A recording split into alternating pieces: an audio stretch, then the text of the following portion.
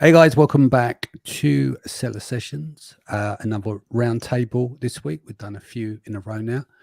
Welcome to the show, Gonzo. He's back after a while. I think one of the first shows that we did with you was how to lose $1 million on Amazon, but now you're an 8-figure seller. Very so we proud went of through that. that story. The good doctor, Brandon made it back. and Brandon made it back as well. The good doctor, Dr. Ellis White, is with us today as well. And Brandon, congratulations on your transfer over. It's like the football season, isn't it? You went from one back end to another in terms of supporting Data Dive. Appreciate that. So, yeah, no, it's great. And did you know that Ellis was on the algorithm team back in the day at Jungle Scout? So when I remember you telling me that now. Yeah, that's amazing. Yeah. So, I know that over the last year and a half, Greg came out and said that they've invested over $1 million in their data. Yeah. And we could tell the difference when we audited it. It was really close. It's really good. Yeah. Excellent. Congrats on that. So look forward to see that grow. And now that you don't need a subscription or anything, do you? Whereas before you had an element of subscription, now it's more standalone. So yeah, in order to use Data Dive now, you don't need any other subscription. It's really just a standalone now. Excellent. Cool. It costs us a lot more money to run it, but it doesn't cost you any more money. Mate, I don't envy you the cost of engineers, honestly. It's it's not cheap. Yeah, we have 25 of them. It's quite a bit we're burning through, but that's why we can put out so many tools so fast. That's good. That's good. Cool. Let's get into the show. I mean, you've been arrested there, Brandon. Was that a police siren outside your house? That wasn't me. That weren't you. Gonzo, what you been up to? I think it's me. Yeah. You're back in the hood. Yeah. Yeah. All right. Let's get into some content. Let's go back to last year, right? So every year we kind of talk about ranking, what's gone forward, what's gone backwards, what's working, what's not working. Brandon, take a trip down memory lane. Some of the stuff that was working last year, but not necessarily working this year. We can go back a few years. I think that for context, I think let's do it. Yeah, we knew that outside traffic was weighed differently a few years ago, and we knew that you could mimic what was considered normal. So if you go back 5 years, maybe it was no holds barred, giveaways, high discounts, like any type of action with an add to cart and a purchase would spike the algorithm. And it was a really simple algorithm. And you've torn down the algorithm in great detail. So the original algorithm was really just outperform your competitor with no negatives, right? So it was just, if you had more sales, you had more add to carts, and you had more purchases, your conversion rate was better, you would rank higher. But that was so easy to game that Amazon had to step in and say, okay, well, how do we prevent people from just giving away a bunch of products and flying up the ranks? So they started to put into effect what they would consider normal behavior. And anything outside a standard deviation of normal behavior becomes a negative. Yeah. And so you no longer get the positive impact of those sales. It can, in fact, hurt you instead of even helping you. Yeah. And so what we were doing to gamify that even a few years ago, which wasn't 100% outside of terms of service. I mean, it depends what line you stand on. I would consider it more gray. It was just understanding the algorithm and giving it what it wanted, was using chatbots to have people come through. And what we used is a spin wheel. And so we were using that ManyChat flow, that chatbot from Messenger, and we would have people get a random discount code that they would have to go to Amazon to see what the code was. So they would have to add it to cart. And we knew that the normal buyer behavior was a certain number of people would add to cart and a certain number of people would purchase from that. And, you know, maybe 40% of the people that actually added to cart would purchase it. And if it was outside of that range by too much, you wouldn't get any impact. So what we were doing is, by giving that random discount, we knew a certain number of people were not going to purchase if it was only 10% or 20% off. And after doing that for a little while, it was really effective. We could have 20 people go to the listing, and 4 purchases, 10 add to carts, 12 add to carts, and we were really able to rank with very little effort. Well, Amazon came out and later said that these types of, chatbots became a lot harder to use, but these types of outside rebates are no longer allowed. And so they kind of shut everything down by saying you can't now compensate. Heavy discounts no longer work, for ranking. And they really just kept updating the algorithm to try to counter what people were figuring out. And the latest thing, I think, is that for 2022 has been that outside traffic is weighted heavier than Amazon traffic. And not even heavier, but also that there's no negative to it. If you're driving traffic from a Google ad or a Facebook ad or a Pinterest ad, those are going to help you rank. And if people, whatever they do on Amazon, no matter how low the conversion rate is from that outside traffic, it's not going to impact you negatively, but only positively, because Amazon wants that attribution. They want that traffic. So I think in 2022, a lot of people were experimenting with how much outside traffic they could send in order to spike the algorithm and make it cost effective and see how they could drive ranks that way. The problem with that is that I think at the beginning of 2022 or end of 21, there were people manipulating the link from the outside traffic, which would give you attribution to a specific keyword. That's 100% black hat. That is no longer being accepted, and they've come out and said that is against the terms of service, and don't do that, you'll get suspended. So right now it's kind of just send outside signals to Amazon, but for us, or from out, to Amazon from outside sources, with Google being rated probably the highest, followed by Pinterest, TikTok, Instagram, and then Facebook. What I would say is the most effective for us is still PPC on Amazon, really straightforward. And what we've done is we've restructured our entire PPC approach by grouping keywords by root word, because we understand if they all share the same word and they're within a certain search volume of each other, they're likely going to perform in a similar way. And it makes it much easier for us to prioritize spend, aggressiveness, and optimize them. Yeah. The reason why that works, like you said, from the root word, is because the way they're calculated per words on bigrams and trigrams, and not just that. What was it I was going to say? There was something else related to that. So if you think on the basis of the algorithm, and this is in the literature, it will tell you is that you've got the product type and the modifier. So what you're using there is your root keyword or group of words, depends bigram, trigrams, or individual. You've got basically the product type, which is part of or seen as part of the catalog, right? And then you've got the modifier. So if your root term are basically effectively, you're looking at the modifier is the variable on it, and the closer that modifier is into relevance, if you were to score them on a relevance basis, then the closer they are in relevance, the better in theory you will perform. So I'll try to re-explain what you said, because you do it in such a complex way. I think that you lose some people, but you're absolutely right, 100%. Basically, Amazon has to give you credit for thousands of keywords with every single action, right? Because they can't wait for an action on every single keyword to happen in order to give you credit to rank on that keyword. So the modifier that you're talking about, being that one word that's shared among those words, is powerful and gives you credit. But how much credit then becomes how closely related or the match type of the words as well. So if you've got something that's exact match, it's going to be 100% credit. But a phrase match might only be 70%, or 50%. A plural will be 70%, and a broad match might be 30%. A broad plural even less, right?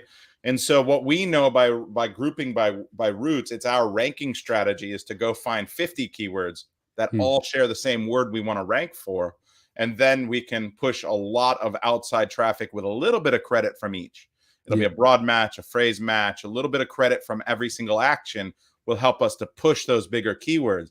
And so by going wide, and that's the foundation of how we built Data Dive, understanding the algorithm, how root words work. So if you go into our tool, we actually break down the entire data set of keywords that drive sales for a product into roots. And then we allow you to set up your PPC campaigns by selecting the root word you want. And then you can only set up those 30, 50, 70 keywords that share that root word for that exact reason that you're talking about. It's also the foundation of how we calculate the ranking juice. that we give you. So we give you a real score for how you write your listing based on the algorithm as well. Yeah. So 100%, it matches. I just got a bit too technical. Yeah. Gonza, and then on to Ellis, because I realised we're about 10 minutes in and me and you have been chatting away and our poor two guests in the studio. So, Gonza, last year, give us your take on things. What have changed for you as an 8-figure seller, and how have you addressed things from the past? Well, I was listening at Brandon speaking, and I was nodding because that was a great explanation of many things. One of them is, the halo effect that can be described as many things in different ways, right? So for us, we had cut down on, gray hat areas way before. I think we pride ourselves being good product developers, brand developers. I think Amazon is working with us for us. We never launched Me Too products. We never, Alibaba, our way into Amazon. We're brand and product developers. So the current scenario is helping us. We had cut down on URL and ranking manipulation before 2021. Actually, a little bit before, because it was in a way backfiring at us. It was all the chat box situation was creating a lot of bad traffic for us, and the Facebook ads had to be reset. It was more of a complication for us than it was to our benefit. So we always launched with PPC, believe it or not, like very heavy on PPC. That has changed a little bit. Now you're, as Brandon said, Amazon is not as conversion rate focused now. So we launched with outside traffic, which is really valuable for ranking. I don't think I can assign a value score to different sources of traffic, whether it's TikTok or Google. I think it's traffic. Outside traffic is traffic. It speaks of intention. It acts on a different side of the different stage of the funnel. Amazon recognizes that. I honestly don't have enough data to prioritize them. They might be taking us different scores, right? In terms of traffic, I have no data, so we use all of them. So it's hard to know. But it's definitely showing Amazon that there's demand for your product. That there are, when we launch, we're really focused on impressions, click-through rate, and add to carts, and obviously conversions. But we only look at conversion rate as a metric maybe 2-3 weeks into the launch, because we know in the beginning we're trying to get as many people to see and interact, scroll up, down, interact with our listing, time on page. We create very nice listings to attract people to stay on page and read through the images. Without being too text heavy, we do put more information on the images because it takes more time to read through them, and then that's what we're trying to do, if you will, as ranking manipulation for time on page. But it's really now creating more traffic. We back in the day, I would say 2 years ago, we were like, it was really a no-go to launch with auto campaigns, or to launch with sponsored display ads or headline display ads. We're using everything now at launch. We throw as much as we can. Again, being very mindful of only hitting the phrase in terms of keywords or search terms, the ones that we believe in data dive, and we use data dive actually, have the highest ranking juice for our product in terms of indexation. So as long as we have a list of maybe 20, 30 keywords that we think have, and time proves you right or wrong, but we think they have a good, in terms of customer intention, a good score, we launch as many ads as we can. I think Amazon right now, after probably the last 6-7 months, we see it more and more. It's a brand building place, right? And we understand that there's an A9 document that from data scientists, Amazon data scientists, that I think we reviewed together then at some point. It's the art of ranking products on Amazon? It's the joy of search from 2015 with Doria Sonica from the A9 team. Yeah. Yes, that it's a few years, right? Like 4 years, maybe, that thing. But they 2015. It's now coming into 8. So yeah.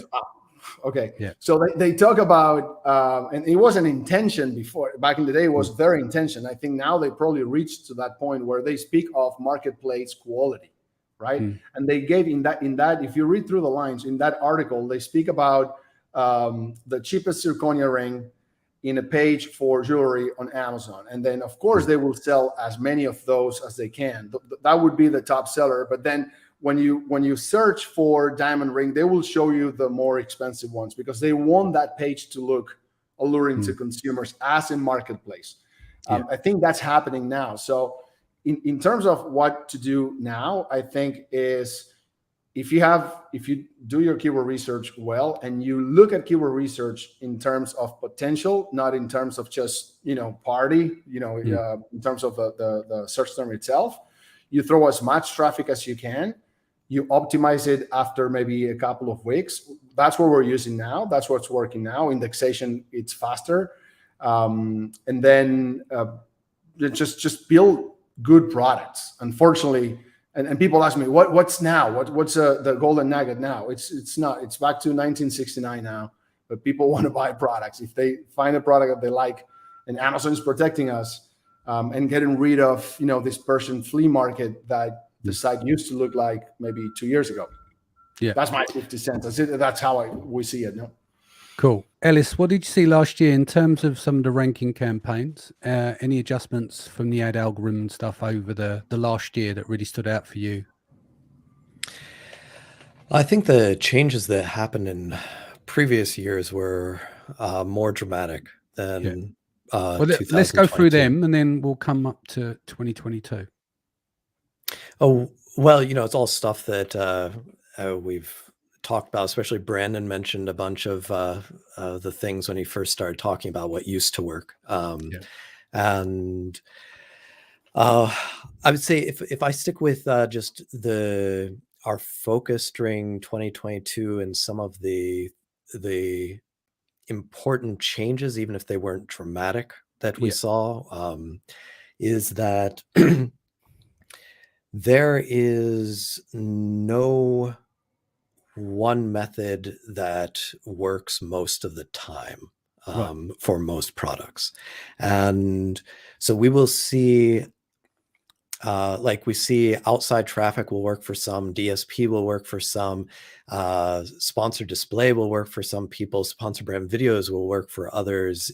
It's not only other people, it's different products even for the same seller.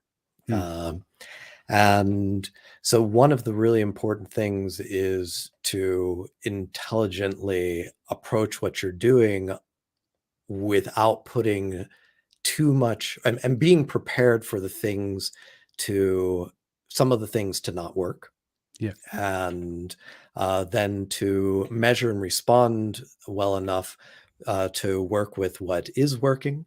And at some point, you still probably want to go back and revisit the things that weren't working before. It's not always worth it, but it is sometimes. We sometimes, strangely, over the last couple of years, we've seen products that have taken a year to launch. Not sure. I mean, we've seen it multiple times. They've been just running along and the client has thought that they're just going to sell out of this and not purchase it again because it's just been selling way too slow. And then it just starts working after about a year. And with regard to you guys are Danny and Brandon, you were talking about the algorithm. And if I try to break it down, make it even simpler just from the PPC side. So not including bringing in outside traffic and not looking at what you can do with your listings like Gonza was talking about. If it's just from the PPC side, then super oversimplified, but it seems to work to a large extent, is the more sales you can get at a comparable or better conversion rate to the competitors, the more that helps your organic ranking. And of course, so many other factors, but if we just break it down to that works as a reasonable approximation. Where this becomes really difficult, and this has been one of the developments over the past couple of years, is how much more conversion rate plays a role than it used to when it comes, and how this affects then pricing. And so it's way more difficult to rank a premium price product than it used to be. Yeah. And this is even if you have great reviews, people love your product. You can get just fantastic reviews. People can love your product. You have tons and tons of stars. But if you're premium ranked, it's quite likely that you'll be losing organic rank. I mean, premium priced. Not always, but very likely, especially if you run out of stock. And then trying to recover from that with a premium price product, we've seen to be very challenging. In most cases, people end up having to change their approach to the product. Yeah, Let's I talk. can attest to So go on. that. Our products are $99 to $149, and every time if we run out of stock, and it happens, then we treat it as a regular launch almost for 15 days. We can't just turn it back on and gain some of the right. It just doesn't happen. It's dead on the water for a couple of weeks if you don't do some extra rowing and heavy lifting through. We do it through PPC. We might help with influencer traffic, but I definitely agree with what you're saying. Yeah. Brandon, anything to add here before we move into keywords? Yeah, I think it's important, like, just from a fundamental standpoint, because you have different level sellers listening. Let's just, the algorithm is pretty simple. It's performance times relevancy, right? That's the ranking algorithm. Really important from a launch perspective to rank. You guys need to understand, preserve that honeymoon, make sure that when you hit the ground running, the same reason that Ellis and Gonzo are talking about when you run out of stock is because the history is accumulating negative history the second it goes live in Amazon's catalog. So if you guys create that listing and immediately you don't have the dogs page showing up because you didn't have that launch and start date out into the future to the day you're planning on launching, and then move it to the day you launch, then Amazon's going to assume it's live and start counting the performance. And the performance is 0 because you don't have any stock, right? So when you run out of stock, you're accumulating zeros into those averages. And there's a lot of averages. It's a very complex algorithm. It weights the newer over the longer, but the longer still matters quite a bit, right? So what I would say is, I haven't seen, you mentioned, different types of campaigns. SD campaigns, I don't really see impacting rank directly for keywords. No. But sponsored product definitely does. Here's the thing. If you want to rank on Amazon and you've got a high converting product and you've got performance times relevancy and you've written your listing well, make sure that it's optimized for ranking potential. Push hard, get enough, but you need to make sure you have enough inventory. You need to make sure you're pulling the right levers, that you're pushing in the right direction. If you're running banner ads and you're running SD campaigns, you could be basically cannibalizing the sponsored product campaigns that are actually going to push your rank harder. So figure out what you have running. Now, in an indirect way, SD campaigns can help you rank because you can push your BSR down. You can rank higher in the subcategory. They'll rank higher in the subcategory. A lot of people still search that way. They'll find you. You can get more sales that way. So you can start to get organic sales indirectly from having a lower BSR. But that's a long path to get there. And you have to understand that you have to push hard to do that. So the bottom line is PPC ranking Amazon's very complicated, a lot of learning curves. And if you guys are going in blind and thinking that you figured it out and you're just throwing darts and turning on some campaigns, you really need to lay it out and try to be much more mathematical and precise with it. What dollars are you spending? What levers are you pulling? What type of performance are you getting? How much inventory do you have? Do you have the cash flow to sustain it? Do you have your supply chain set up? And then what does it mean to rank? Like, what is that going to do to your sales so that you're prepared to actually hit it? And how much are you willing to spend to get there? Yeah. So, I can jump in before we change topics. With regard to the launches, a really important topic, especially in 2022, through 2022, has become the cost per click for ranking or for launching. We have a client in a category where the typical suggested bid is $49.99 in the United States. And that's crazy. And then a number of other niches where it tends to be around $20 per click. And these are for products that only cost about as much as the cost per click, or maybe twice or three times that. But it's the sort of thing you would never be able to recover in turn. Even if you have repeat customers, how many years would it take them to just come back and buy without to get the long-term value of the more customer ads yeah. to actually turn a profit for you? So this is an additional thing that can really, if a person's like Brandon, you were talking about somebody coming in who's maybe more new to it, they might not be prepared to face the $8 per click on something that where the listing might have no ratings yet, and so you might only have a 4% conversion rate on it or something. That's the biggest issue, is that I see a lot of new sellers select a product that is way over their head as far as their capability from an Amazon perspective, like how good they are at Amazon, how much they really understand it, get that experience, run a lot of campaigns, edit those, optimize those campaigns. But also from a cash flow perspective, they really bite off more than they can chew, because they see the dollar signs, the revenue that it's doing, but they don't understand what it takes to get there. So you're absolutely right. Cost per click is way up, but that's why for very aggressive, we choose to do products that are a lot less competitive, right? So that's why I do the analysis of, all right, there's 100,000 search volume. The top guy's on 90,000 of it. The next few guys are on 80,000 of it, and then the rest of the guys are on less than 60,000 of it. I know I can come in and be number 5, number 4, number 3 pretty quickly, right? Because I know my capability of ranking. Those are the types of products I go after. I'm not going to go in and jump into a supplements niche, even with my capability, because it's an uphill battle, and you got everyone just throwing money at the problem because they want to draw that top line. And they know that if they do that enough, it's whoever has the deepest pockets in a lot of situations, because they're just trying to grow that brand to 15, 20, 40 million dollars top line, because they're going to get a sale on that brand as a multiple of revenue, not as profit. And they're trying to parlay that success, those bestseller badges, that big volume, into retail plays, into D2C. And they're probably sending a lot of outside traffic. They're probably doing influencer stuff. They're spending a lot more money than most people can afford to come into this business with.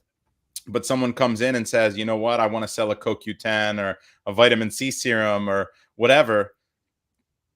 Unless you have millions of dollars and you've been selling on Amazon for a couple of years and you really are a killer and know what you're doing, like you're going to lose 99% of the time in that niche. You're just going to light your money on fire. So I think product selection, as Gonzo said, is really big. Product development, being at a rank is a lot of performance. So if you're not converting, your content's not great, and your product doesn't meet a certain quality threshold in order to maintain high reviews, you're going to lose money a lot more than you're going to make money in this business. Yeah. Cool. Let's go into keywords. Most common things I still see to this day. It's the same things over and over again. Doesn't matter if you're 6, 7, 8, 9-figure sellers. Always comes down to me looking at keywords with the relevance of the keywords, because people are looking at search volume a lot of the time and they're forgetting the relevance. Going back to the point earlier on where you've got the product type and you've got the modifier. And if you have a scoring system in place, you'll know how relevant these keywords are. And the second thing always comes down to, why is my listing not converting? 9 times out of 10, the price is more expensive than the other products on the page, and they're not Apple. And I mean that in the most respectful way. These are the 2 most common problems I still see today. The perceived value isn't real value. It's only perceived when someone goes, I perceive that as the value, and now I'm going to buy it. If they don't buy it and you've got perceived value, they are not perceiving the same value as you're perceiving. Do you see what I mean? So the customer is always going to be right in that situation. So they're the 2 things I think we want to get addressed, is pricing. But first, keywords. We'll start with you, Brandon. And then Ellis, I want you to I never remember all the off the top of my head the scoring system. So I want to go through that for the viewers as well, and then we'll go over to Gonza. So Brandon, kicking off. Yeah, I think for us, keyword research, is the fundamental, the foundation of literally everything we do on Amazon, right? Yeah. We won't do a product if there's not a lot of keyword diversity. Yeah. Meaning different ways people are searching for a product. We're not going to do a product if there aren't a lot of different keywords as well. So we equate those to being opportunity and risk. The reason being is very simple. If someone comes in and I do a product and there's only one way to call a product and there's 10 keywords with any type of search volume on it, any single, I don't want to say idiot, but anyone that isn't sophisticated at this business can come in and guess those keywords. People know that a diaper bag's called a diaper bag, right? Yeah. There aren't very many ways to call a diaper bag. Now, surprisingly, if you're talking about a garlic press, you'd be surprised that some people call it a garlic mincer, right? Like there's garlic crusher. Now, they're not as significant, but there's 3 different ways you call it, and then there's a bunch of different types of ways it's built. So there's 70 keywords for garlic press that most people don't know about, including OXO and some of these big brands that had someone at Amazon write their listing, and now they don't rank well for garlic mincer, and all they have to do is put in the title and they'll rank well. Relevancy is established based on how you write your listing. Amazon's algorithms reading your listing and trying to figure out what you're selling. And if they think it's relevant, we found this dead zone of the Amazon algorithm not being sure what you're selling. And it's that 25 to 45 rank. If most of your ranks are in the top 5, and then you find your ranks in the 25 to 45 range, middle, bottom of page 1, top of page 2, what we're finding is that you'll see patterns amongst a bunch of keywords in that same range. And usually that pattern is a shared word or a root word. And so that example of OXO, you go and look at their keywords for garlic mincer, they're ranked 25, 35, but they're top 5 for everything else. So we know that relevancy is triggered. We've seen it many times when students of mine, users of Data Dive, myself, we've changed the title by changing one single word and seen an immediate impact, a large lift in sales. And when I was you weren't there, I don't think, at the last BDSS with Kevin King. I was there in August, wasn't it? Is that what you're talking about? Yeah, we were there. Okay. Yeah. When in my talk, I actually gave the example of a product, and I was like, this is a big product. Maybe someone here is in the crowd. I had no idea. After my talk, he chased me down into the hallway. And he's like, by the way, that's my product. And in my talk, I'd said, this guy is missing this relevancy. All he has to do is add it to his title. He would see an immediate impact. And he's like, is it that easy? I said, yeah, it's that easy. The next night, he comes up to me and thanks me, gives me a hug. He says, I'm going to make an extra $100,000 this year because I changed my title. And I immediately, here's the impact. And he showed me the keyword regs. Yeah. So keyword relevancy, keyword research, understanding how the keywords that drive sales, and then how the match types matter for relevancy for Amazon's algorithm is the fundamental part of this business that if you don't understand it, you're going to lose. Yeah. Ellis, 5-point system. Do you want to quickly run through that as an example that people can use as a framework?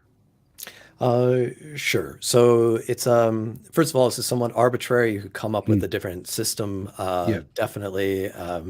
But what we use is 5 points for scoring the relevancy on, or the relevance on terms, and we're looking at this both from three perspectives, or in 3 ways. There's seed terms, there's the sort of additional attribute words, and then there's the full search term. And so one of the things, for example, that looking at the full search term that we like to do is, we see all the keywords, the search terms in our dashboard that are coming up, and we want to see that we've, we like to have them mostly scored in terms of relevance, so that we know that we've considered these things, explicitly. There's different terms explicitly, and we aren't missing any. And so the scoring we use is 1 for irrelevant. I'll actually do the odds first. 3 Yeah. for this is, it's just a general description of what you have. An Yeah. example of this is, let's say you have a numeric keypad. Okay, then if you have this in a bag, you got it out at the some retail shop, you come home, put it down on the table, and someone asks you, hey, what you got there? Then you would probably just say, oh, a numeric keypad. And so that would be a 3. It just describes it without any additional information. And a 5 would be something that really describes specifically your product in contrast to other similar products. Yeah. And so, in this case, the brand on this, I'm not advertising or anything. It happens to be Perix, whatever that is. So if it were a Perix numeric keypad, I'd probably give that a 5. If it were a black numeric keypad, we'd now give it a 4. So it's closer, and it's more specific than the general thing, but it's not like it's really exactly describing your product. And then a 2 is outside of the niche but relevant. So it doesn't describe your general product, but someone who is looking for this, this term, they might also be interested in buying yours. And so that's just the rule of thumb that we use when we're doing our ratings, and then we rate. So would computer accessories be number 2? Computer accessories could be a number 2. Yeah. Okay. Yeah, I was just trying to understand that. That's good. All right, I tell you what I'll do. Actually, do you know what? I've got my notes here. Let me just put it up on the screen, because then we can go through it. Because I think sometimes when we explain it, sometimes it's nicer for people to see it and go, got it now. So let me just pull up my screen here, and I'll quickly go while through you're doing that. Just come back to Brandon. So one of the weaknesses of this scoring system is in this 2 rating, because one could refine this more. There are things that are further outside the niche, but still relevant, and things that are closer to your niche, but still not the niche. So if I were to try to refine this, it might be to have a wider scale within the outside of the niche part. All right, I'm just going to open this up now.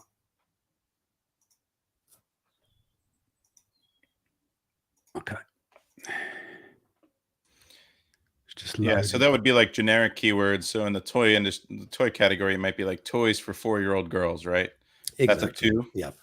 All right. Yeah. So let me start with the why and how that works in the algorithm. So we mentioned earlier on the show the product type. Yeah.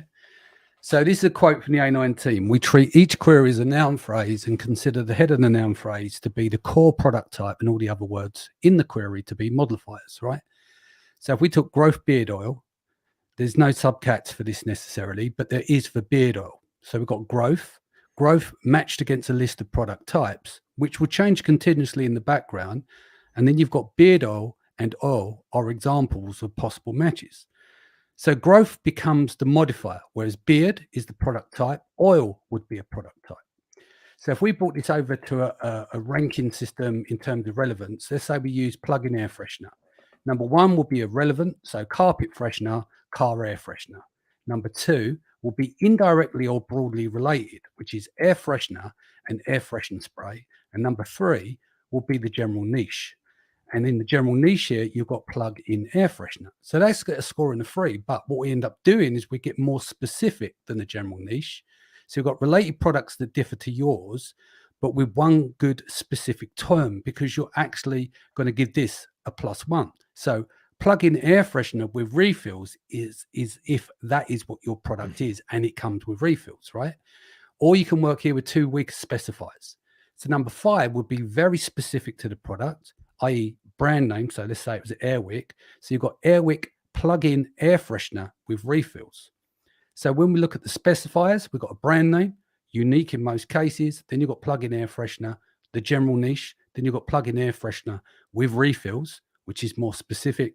And then you use a brand name would be a +2. The reason why it's a +2, because a lot more unique than others. Now, as Ellis mentioned, it's an arbitrary system. But if you look at what's there and you go, okay, plug-in air freshener, and you're going after carpet air freshener or car air freshener, it's actually irrelevant if you've got a plug-in air freshener for the home. Does that make sense? So whilst people may look and scoot over them, or they're looking at indirectly or broadly related, so air freshener or they're not a spray. Yeah. And then you've got the general niche, which is plug-in air freshener, of which it is, and there's plenty of products there. Then you get deeper into the specifiers to really tie them in. Now, does it always have the volume that you need and the velocity that you need? Because you need a certain amount to compete with everyone else and get a good conversion rate to even bother having a business and trying to attempt to rank on those. But you'd be really surprised how often people are targeting the wrong keywords, because they may get to number 3, which is the general niche. But when it comes to the 4s and 5s outside of their own branded campaigns, that's when it starts to fall apart. That's where it starts to get more expensive to run PPC in terms of using it to try and rank, because their conversion rate is lower. And so they're therefore going to spend more money over time, or they're going to be sometimes in some case positioned lower because of poor conversion history. And this is just very common with a lot of people, not all, but this is really a standout most of the time, is people going after the wrong keywords when they actually think they are going after the right ones. Does that make sense? Yeah, It does. Yeah, I think that's brilliant. I think understanding the level will also be like have a direct correlation on performance, right? I mean, and how much you should be spending, and then also how much lift it'll give you on all of the keywords related to each of those levels. Yeah. I like the way that it's set up, and grouping it by route is really the fundamental part of that, right? Yeah, because as we said, we go down because there's a number of steps, because you've got when a product is ranked, it goes through the extraction module, it goes into the ranking module, from the ranking module, which I know you call rank juice, which is rank value, which what you talk about, Brandon, and then from there it'll go cascade down, and then everything ranks by category. This is why you got inquiry category score. This is why you got the hunger score, etc.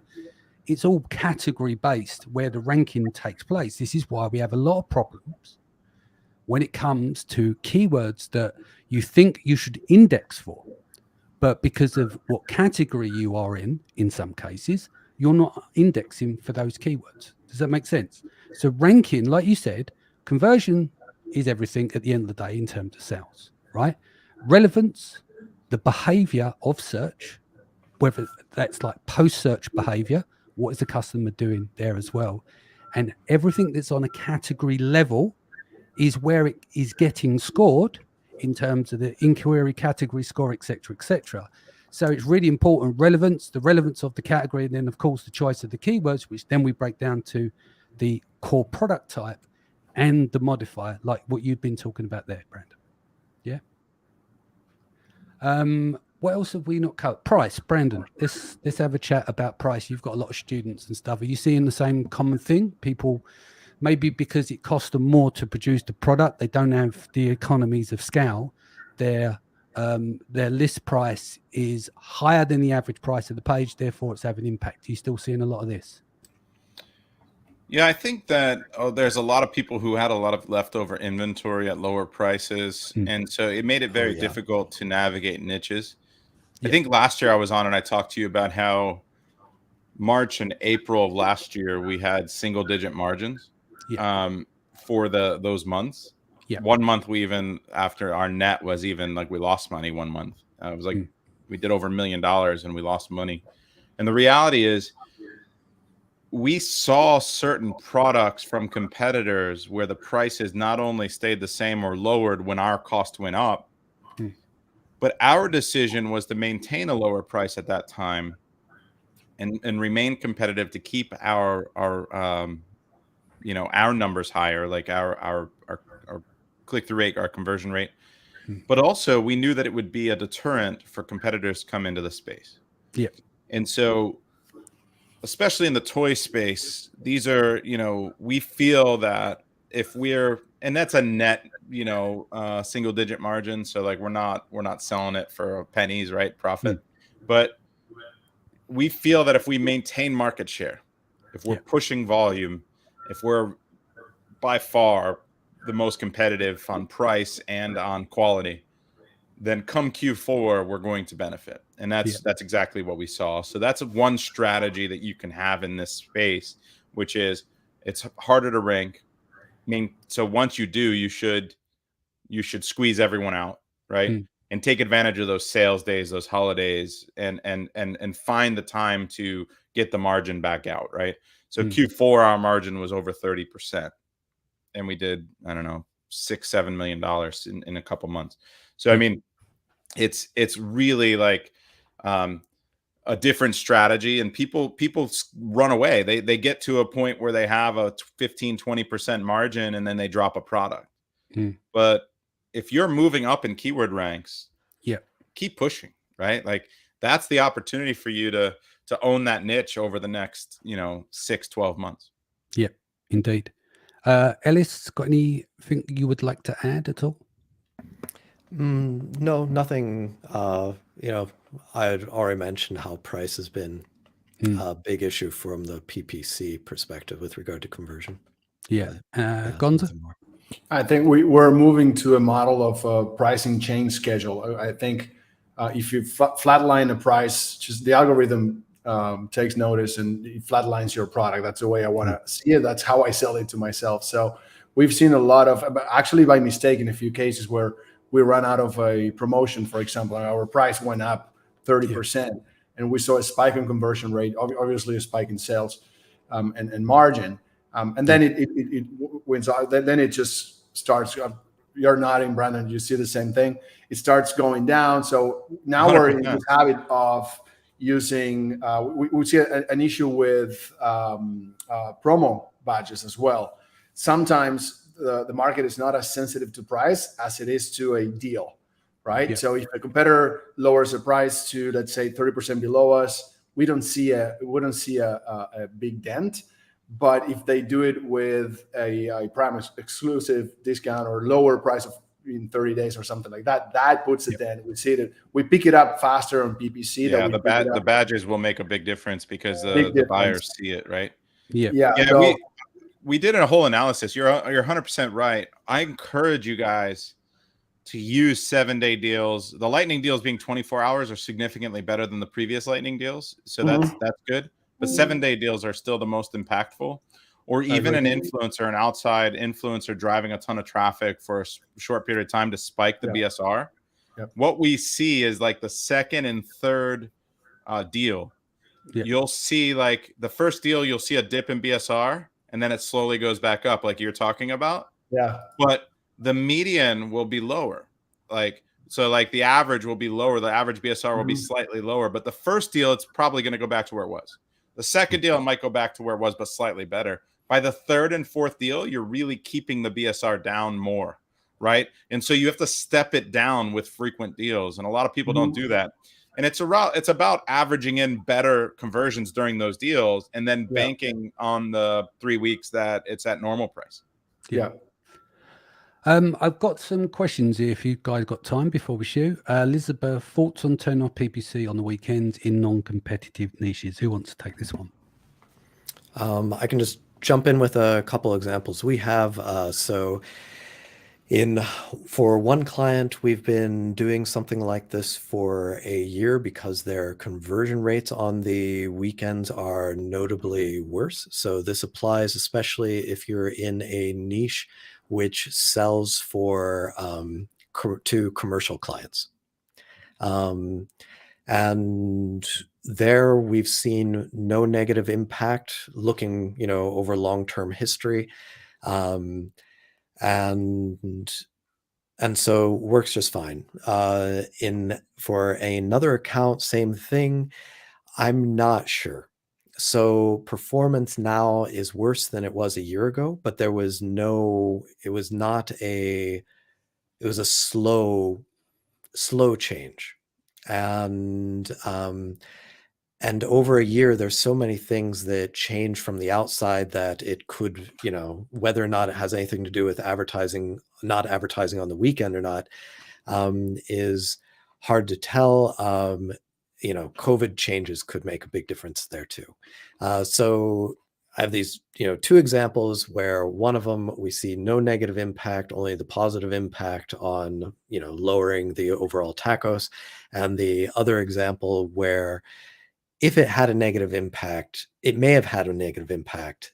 It was very slow if it did. But the negative impact could also be down to other things like COVID. All right. So Taher says, I think that's pronunciation. Sorry if I've mispronounced. Why do them products with history but not very well optimized in terms of SEO rank better for many keywords? I'll go first on it because it's people like Brandon with his course teaching people. So basically, back in the day, you could shit on Amazon and it will fly up the search results page. Now you can't. And what's happened, it's got much more sophisticated since 2014. So whilst these guys have been grandfathered in, their lunch has been eaten by other people that have got sophisticated on the platform. And obviously you got this conversion history where they had no real competition because no one was trying to optimize. And then people came along and become far more sophisticated. But don't forget, they've got years of reviews. And so they've got a good conversion history up until that point. And you'll find with a lot of those sellers would never do PPC. They'll be dead against it because they've never done PPC before because they were old school and you could take a shit and it will go up the search results pages. That would be my take on it. Brandon and the guys, do you want to add to it? I would summarize the one that in for layman terms. The fact that you're not doing SEO on your listing doesn't mean that Amazon hasn't. So Amazon definitely has a score for each one of those in terms of indexation for each one of the search terms in your browse node related to your listing. There's SEO done on your listing, and that's why you're doing well. Yeah. I think you guys nailed it. I mean, it's just the algorithm read the listing differently then than it does now. Yeah. And a lot of times those older listings, if you go back and change them, if you change too much, will hurt your ranking. So we don't ever recommend doing a full listing overhaul with writing. Generally, like if you find a hole, just add one root word that you're struggling with, right? And try not to change too much. Yeah. Another question here from Ali. Do you think AI software for PPC are good if you have 2 to 6 SKUs? I know it's not the current topic, but I think as ranking needs to be mostly done through PPC after the research you do through a data dive. Brandon, do you want to take this as his reference in your software?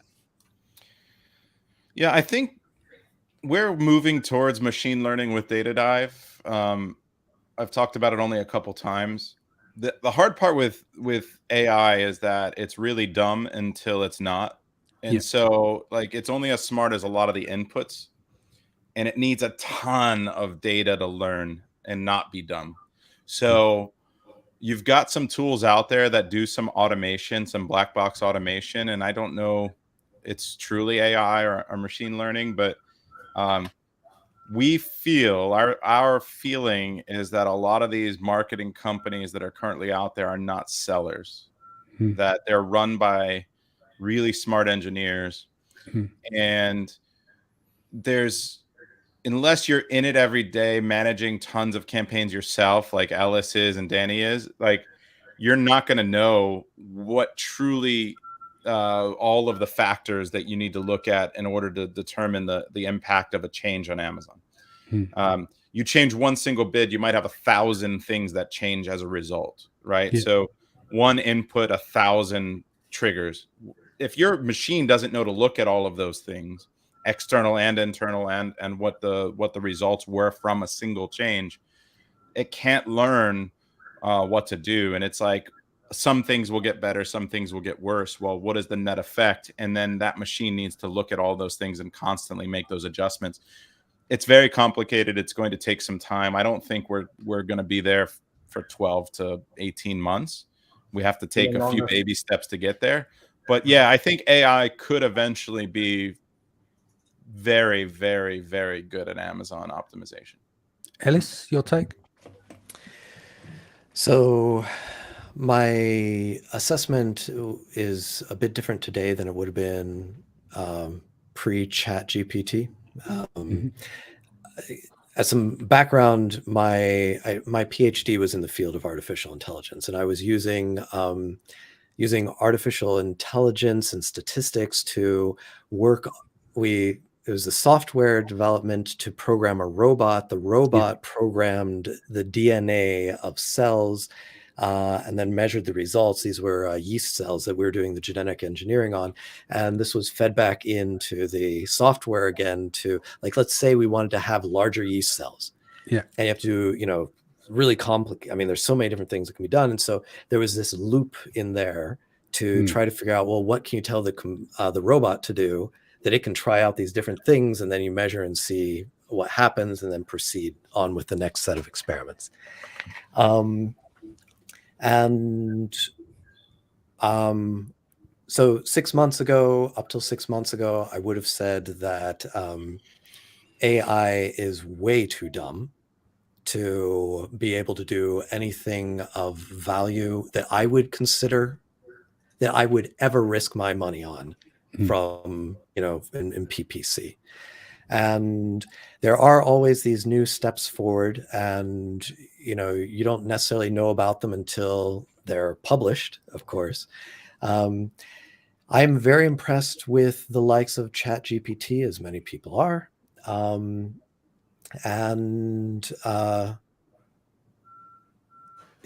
I'm going to be more,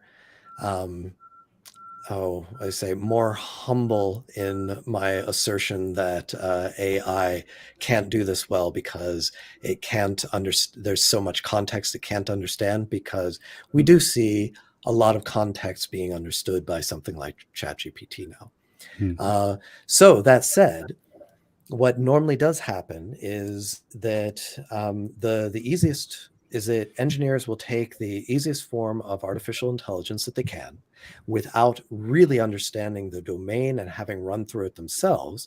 And then they'll program something, test it out. They'll see that it works in their opinion. The problem is their opinion is not valid, or their assessment of it working is not valid.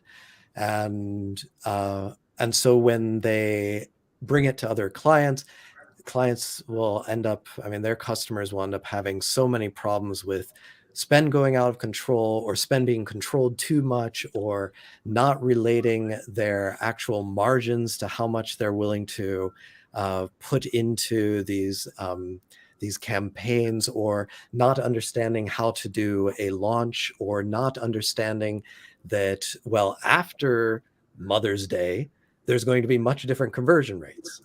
So there's just so many things, and getting a system to use artificial intelligence will actually involve a lot more than artificial intelligence algorithms. You have to consider so many different things. I think the background that you have is fascinating. I definitely want to talk to you more about that. I love the topic. Talking about it.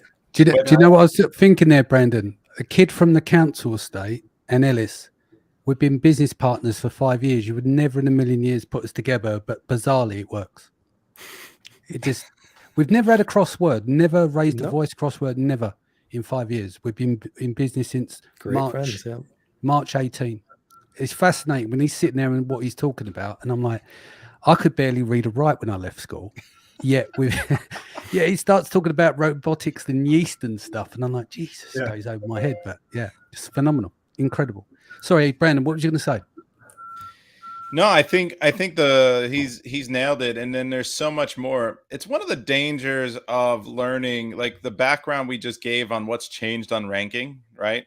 Gonzo being in the business, you guys managing millions and millions or tens of millions of dollars in ad spend, if not hundreds. And then like it's that's what allows us to see the changes in the algorithm.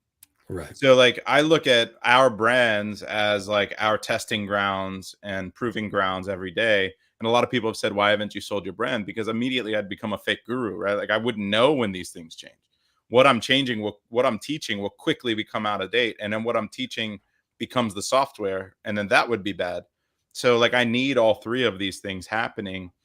So you got to be careful who you're learning from and how recent their history is. But it's very good. Just like Gonzo said, like when he's looking at his conversion rate and someone's running a deal and they have a badge, if your AI is not looking at that to see the impact on the PPC performance, how many PPC companies like that or engineers looking at the performance of PPC that are just dive into the data and tell it to optimize would know that to look at competitors and see what the price changes of competitors are, and then look at what Ellis said with regards to Mother's Day and holidays and normal buying behavior and habits, and looking at the sales history and the conversion rates across multiple days in the year and days of the week, like the question asked, like on weekends it's worse, right? So like, what is the context needed for a person to even think about that? It's way beyond even the average person to manage their own PPC effectively, because those things are very complex. And then the person programming it needs to also understand that and so much more. And the machine eventually will surpass all of us, like if it already hasn't. Yeah. I want to add one thing, because I think we need to draw the line. Like Ellie said, I think the best machine learning that we can get from these softwares today equals to maybe level 1 AI. Ellis, correct me, something like that. I'm not an expert, but we were able to try. We have data actually. We tested one brand against another brand that was running the most famous AI software out there from a big aggregator. The one variable or two variables that need to be included in the equation is time and volume. They need a lot of time to learn because they need to add safety, right? They can't make very quick decisions because they need to deliver safety to the consumer. There's a consumer aspect, which is the one paying for the software. So you're gonna start seeing changes maybe after a week, 2 weeks, 3 weeks. The algorithm needs time to teach itself. And then there's also volume of operations, and it gets included into the machine learning process, so you can do a bid placement pretty much. Now we don't have that time. When you're a seller, you might get out of inventory at some point, or you have extra inventory. You want to act. You want full control on your advertising strategy. And mind you, some of these softwares work very well for one ad type, but not for others. So I haven't found one, rather say, haven't found one that's good at everything. So then you end up having these exceptions, right? Like, well, I'm going to use PackView or Quartile on my sponsor product, on my auto campaigns, but then I need to control these others. You start adding complexity. The reality is that, number one, from a business case perspective, if you don't know how to run PPC, you can't assess whether these softwares are good or not, because you can't compare them to your own efficiency. If that's the case, you shouldn't make that decision. You're not equipped to make that decision. So my suggestion would be not to make it in the first place. You need to train yourself on how to do these things. If you reach capacity in terms of you don't want to hire more PPC managers, or it's too much for you, maybe you make that decision. When it comes to volume of management time and resource, yes. But I can tell you, in our experience, when we switch and we compare this brand to brand, right? When we switch the advertising strategy and we elevate our bids with, I think this was Quartile specifically, Quartile doesn't like to bid over and just like price match you. So they started losing ranking. I think someone told me from Thrasio that for these high CPC companies that they bought, they lost a lot of ranking very quickly because Quartile was not able to, the algorithm didn't like to bid, based on the price of the product. They didn't think, it didn't understand objectives where your price, like your objective was to push rank versus just try to optimize PPC. And so you find yourself getting those setting the right objective for the machine is also part of it. But also, like, how can the machine know whether your content is optimized? Exactly. Can the machine make a recommendation and tell you that your image needs updating? Can it rearrange your images to possibly impact your conversion rate? Can it tell you that you didn't write your listing well enough? Like, maybe you need this keyword in there or this root word, or you need to rewrite your title or reorder your bullets or rewrite your bullet. Like, this is what a true AI will eventually do. Exactly. And I'm sure we'll get there. I agree with you that we're in that direction. We're not there yet. No, none of the current solutions are even close, right? No. Cool. Should we wrap that there? Has anyone got any last things to add before we go? You see that awkward silence? You just went dead there. So I take it that's a no. So thank you all for joining us. It's been very insightful today. Brandon, what is the best way that people can reach you? For content, it's seller-systems.com. For data dive, datadive.tools. We have a free masterclass tonight at 5:00 that you guys can join. There's a free one on my site, but a live one tonight where we're going to talk about. That's 5 US time because it's now 5. Oh yeah, 5 p.m. UK. Eastern. Yeah. Yeah, I was going to say otherwise you'd be. I always found it weird because I do it at 5 because I have a ton of Australians in the inner circle. Like we have over 200 of them, and that's early morning for them. Yeah. And then my Europeans complain that it's so late. It's 9 p.m., 10 p.m. I'm like, that's not even late. I'm up till 2 a.m. every day. Yeah. But you guys in Europe love to go to bed and get your beauty rest. I'm in bed earlier because I'm up at 4 or 5 rather than the other way around working late. Because you're a night owl, I'm an early bird. Gonza, get your boxing in. Gonza, what's the best way to reach you? Gonza at ziresquare.com with a Z, ziresquare.com. And Ellis? Through Danny. Okay, well, good. So everyone knows how to get hold of me if they need me. I'm quite easy to reach. Guys, thank you for joining us today. And thank you guys for joining us. Sharon should be back here tomorrow. I'll see you again next week. Take care of yourself and your family. Much love, and I'll see you all again soon.